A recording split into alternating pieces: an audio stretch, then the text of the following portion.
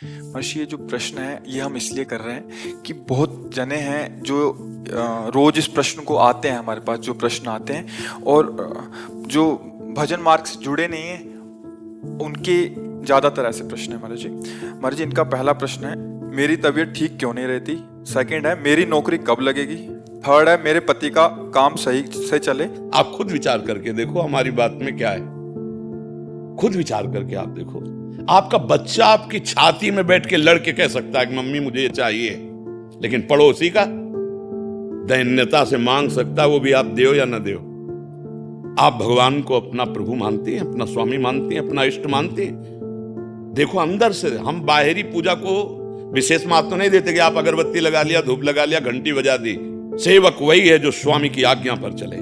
श्री कृष्ण अनुकूलेन प्रतिकूलस्य वर्जनम, प्रतिकूल का त्याग करते हुए भगवान के अनुकूल चलो, प्रश्न ही नहीं रह जाएगा। ऐसे कृपाल सखुबाई भगवान की भक्ता थी ना, उनके परिवार के जन उनको बांध दिए कि ठाकुर जी के पास नहीं जाओ। आ गए सरकार, सखुबाई से कहा तुम जाओ, मैं बंधूंगा। बांध, मुझे खोल दिया भगवान ने भक्त को, और स्वयं बंध गए भगवान सखुबाई बन करके। और वो जा रहे ठाकुर जी के दिव्य भक्तों के साथ मंगल मनाने, और ठाकुर जी उनके घर के बर्तन मान रहे। त्रिलोचन जी के यहाँ नौकर बन गए सरकार, अंतर्यामी। अभी कितना क्या ज्ञान है, बस केवल प्रश्न है। भगवत विमुख जीवन, कोई संयम नहीं। ऐसे नहीं कष्ट सहोगे धर्म में चल के तो तुम पापाचरण कर रहे हो, सुख मिलेगा। कोई भी विश्व ब्रह्मांड का दुख नहीं चाहता। कोई भी विश्व ब्रह्मांड का हर कर्म वही करना चाहता है जिससे सुख मिले। फिर दुख क्यों मिल रहा है? मतलब तुम सही ठिकाने पे नहीं हो, तुम्हारा मार्ग सही नहीं है। हम लाख चीख चीख करके हर बच्चे से कहते हैं, हर जन से कहते हैं, होश में चलो, ये पापाचरण बख्शेगा नहीं, तुम्हारा नाश कर देगा। चढ़ जाओ तुम ऊंचाई पर संपत्ति की, ऐसा भ्रष्ट करेगा, ऐसा नष्ट करेगा, कुछ हाथ नहीं लगेगा। बस समझ में आ जाए बस बात, होश में चलो। तस्मात् शास्त्रम प्रमाणम ते कार्याकार्यो व्योस, धर्म से चलो। हमारी प्रार्थना है ये क्यों क्यों क्यों अपने ऊपर लगा के देखो। आपका जन्म क्यों हुआ? गर्भ में वादा किया था जाऊंगी या जाऊंगा, तो भजन करके इस माया से मुक्त हो जाऊंगा। एक बार गोविंद मुझे निकाल दो इस माँ के गर्भ से। भगवान करुणा करके मानो देह दे करके दे दी। अपने पति को भगवान समझो, नाम जप करो, अच्छे आचरणों से रहो। जो दुख सुख आ जाए उसे भगवान का प्रसाद मानकर सह जाओ। आगे का सब फाइनल अच्छा होगा, सब फाइनल अच्छा होगा पक्का। आप भी गृहस्थ में रहकर जो एक ऋषि मुनि को भगवत प्राप्ति होती है वही कर सकते हो। रामकृष्ण हरि नाम जपते, अच्छे आचरण। आज के नवीन नवीन बच्चे ऐसे आचरण कर रहे हैं कि देख करके बड़ी असंतुष्टता होती इस बात की कि यही आगे दुखी होगा जाके, और यही फिर प्रश्न करेगा ऐसा भगवान क्यों करते हैं। ऐसा भगवान, जब हम किसी जीव को पकड़ के भूंज के खा रहे हो तो तुमको काल पकड़ के तुम्हारी 4 लाख या 4 करोड़ की कार में उसी में भूंज देगा, कोई नहीं निकाल पाएगा। ध्यान रखना। फिर कहोगे कैसा भगवान निर्दयी है। उसकी निर्दयता तुम्हें दिखाई नहीं दे रही, और भगवान फाइनल को देख रहे हैं एक एक। या तो तुम उस पाप का मोचन किए होते, तपस्या, भजन, व्रत, संयम, तीर्थयाटन, और ये भगवान आज से अब गलती नहीं करेंगे। तो कह रहे हैं हम तो हम स्वरूपापे भ्यो मोक्षयिष्यामि मा शुचा। वो नहीं, बस ऐसे बहुत कुछ तुम्हें दे दिया, तुम्हें मानो दे दिया, बुद्धि दिया, आंख दिया, कान दिया, नाक दिया, मुंह दिया। कुछ भी हटा सकते हैं वो? नहीं हटा सकते। जन्म से अंधा कर दे, जन्म से बहरा कर दे, जन्म से दिमाग फेल कर दे तुम्हारे कर्म के अनुसार, लेकिन भगवान ने बचा दिया। कम से कम सुनने लायक रखा, देखने लायक रखा। अब ऐसा बोलो जिससे सबको सुख मिले, ऐसा देखो जिसमें सब में तुम्हारा मंगल हो, तुम्हारा हित हो। मेरा भगवान ही सब रूपों में है। अब देखना सुनना सब हमारा गलत, मोबाइल में रात दिन लगे रहते हैं, भजन में नहीं लगेंगे। घंटों फिल्म सिनेमा देखोगे, शास्त्र स्वाध्याय नहीं करोगे, संतों के वचन नहीं सुनोगे, तो भाई सत का फल है सुख और असत का फल है दुख। अब आप जहां लगे हो देख लो। प्रश्न करने का अधिकार भगवान से तभी है जब आप कुछ हो भगवान के। कौन हो?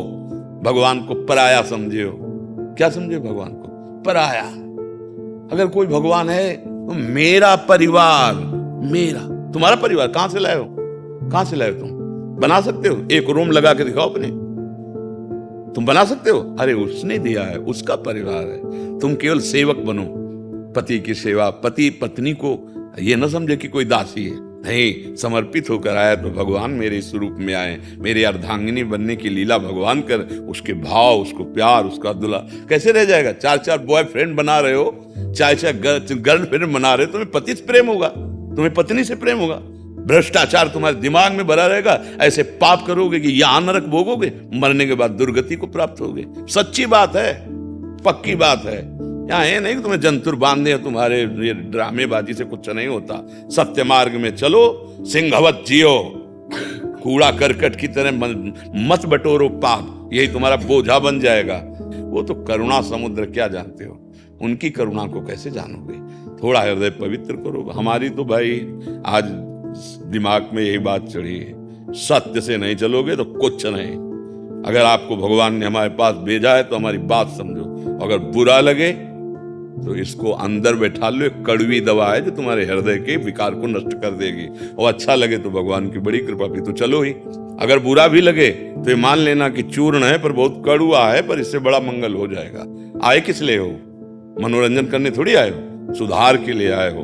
आप अपना सुधार कीजिए, अपने घर वालों से प्रार्थना कीजिए, सतमार्ग में चले। ऐसे ऐसे आचरण हो रहे हैं, लगता है क्या अपने आप जीवन को नष्ट कर रहे हो, इसका परिणाम आएगा। तुम्हें परिणाम को तो पता नहीं, जो मनाया सो कर रहे हो, जैसे मनाया वैसे विचर रहे हो। अरे एक एक सेकंड की एक एक छोटी क्रिया का परिणाम है। कई बार सुना, एक महात्मा हाथ उठाए, पैर के अंगूठे के बल मंत्र जप रहे हैं, मांडव्य ऋषि आंख समाधिस्थ है। एक राजा के यहां कुछ चोरों ने चोरी की, राज कर्मचारियों ने पीछा किया, उन्होंने देखा कि बच सकते हैं तो महात्मा के आश्रम में घुस जाएं तो बच जाएंगे। वो घुस गए और सैनिकों ने देख लिया, पीछा किया, अंदर गए तो मैं माल से चोरों को पकड़ा तो भूले महात्मा नाटक कर रहा है, महात्मागिरी का, यह है चोर, क्योंकि चोर पालता है, तभी तो चोर इसके आश्रम में आए। बुद्धि घूम गई। कौन घुमाने वाला है? कर्म। कर्म भगवान जो है कर्म के अनुसार फल देते हैं। कर्म प्रधान विश्व रचि राखा, जो जस करे तास फल चाखा। महात्मा को भी बंदी बना लिया चोरों के साथ, राजा के पास ले गए। आगे चोर खड़े थे, पीछे और वो अभी होश में ही नहीं आए थे, अंतर्दृष्टि में इतने डूबे थे। तो राजा ने तुरंत कहा कि अब क्या है, जब सामान पकड़े गए, प्रमाण हो गया, तो इन सबको सूली पे चढ़ा दो। उस समय सूली की सजा होती थी, एक भाले जैसा यंत्र गड़ा होता था, पास में सीढ़ियों से खंबा होता था ऊपर, और उस खंबे में जाके उसको ऐसे सूली में पटक दिया जाता था, वो जो भाले जैसा। तो गुदा द्वार से घुस के, मान लो इतनी घुसी, अब वो तड़प तड़प के मरता था, बहुत कष्ट में मृत्यु। ऐसा ही किया। और जब दूसरों को सूली देने की आती तब उनको उतार लिया जाता था। अतरे दूसरे अपराधी जन मिलते ही रहते थे। वो दूसरे दिन जब सूली पे चढ़ाने के लिए ले गए तो देखा सब मरे थे, महात्मा आंख खोले हुए पद्मासन लगाए सूली पे बैठे थे, मांडव्य ऋषि। ये महाभारत की भगवान व्यासदेव जी द्वारा रचित कथा है। और भाग के गए जल्लाद और कहा राजा से बड़ा अपराध हुआ, कोई ब्रह्म ऋषि बैठा पद्मासन लगा सूली पे। और वो तो घबरा गए, तो आगे गौ आदि करके और स्तवन करते हुए, महाराज मुझे कोई पता नहीं था, मुझसे गलती हो। तो उनका हमें तुमसे कोई मतलब नहीं, तुम सूली से हमें निकलवाओ, हम सीधे यमराज से बात करेंगे, क्योंकि तपस्वी थे। अब सूली से निकाला गया, लेकिन लाख उपाय किया गया, सूली निकली नहीं। तो कहा काट दो, तो वहीं से काट दिया गया। उनका नाम हुआ अणिमांडव्य, अणिमांड। सीधे अंतर्ध्यान हुए, धर्मराज जी के पास पहुंचे। और उनका मुझे होश नहीं कि मैंने कोई पाप किया हो इस जन्म में, भजन परायण हूं, पूरी यौवन अवस्था बीत गई खड़े खड़े भजन करते। ये क्या, मुझे क्यों दंड मिला? क्योंकि वो इतने पावरफुल महात्मा थे। तो उनका ने नाराज मत होना, तो जैसे अपने टीवी का चैनल लगा देना, वो चलने लगता है, ऐसे उनको दिखाया कि देखो आप 8 वर्ष के थे तब एक तितली होती है ना, उसको पकड़ के बमूल का कांटा उसकी गुदा में डाल के छोड़ दिया, वो तड़प तड़प के मरी। उसी का फल आपको इसी जन्म में, क्योंकि इस जन्म आप भगवत प्राप्त हो जाएंगे तो भारी हिसाब आपका होगा। तो आपकी गुदा में बम्बूल के कांटे जैसे छोड़ा था, ऐसे सूली निकली नहीं, कटवा दी गई। तो उनका गलत सिद्धांत। 8 वर्ष के बालक को क्या ज्ञान? आज से मैं नियम रखता हूं कि 14 वर्ष तक की अवस्था के बालक के पहले के अपराध नहीं माने जाएंगे। तो स्वीकृत हो गया, पर उनका तुम्हें हम दंड देंगे। तो उनका जाओ तुम मृत्यु लोक में मनुष्य रूप में जन्मो। तो वही भगवान धर्म जी विदुर जी के रूप में, विदुर जी साक्षात धर्मराज हैं और युधिष्ठिर जी धर्मराज के अंश से प्रकट हुए। आप सोचो, ऐसे महात्मा को बम्बूल का कांटा तितली की गुदा में डालने का फल मिला, सूली की सजा। हम लोग क्या करते हैं, ये छोटे छोटे कोमल पशुओं को भूंज रहे हो, खा रहे हो, दुर्गति होगी देख लेना। फिर बाद में तुम देख लेना दुर्गति। जरा भूकंप हुआ, पूरा का पूरा प्रांत नष्ट, पानी की ऐसी मर्यादा टूटी कि प्रांत का प्रांत नष्ट। ये क्या है? कर्मों का फल अवश्य में भोक्तव्यम। भगवान उसका पक्ष लेते हैं जो भगवान की शरण में है। अहंकार के वशीभूत होकर मनमानी आचरण तो हिसाब किताब है। हाँ, इसलिए अधिकार तब बनता है आपका भगवान से प्रश्न करने का जब आप भगवान की शरण में हो।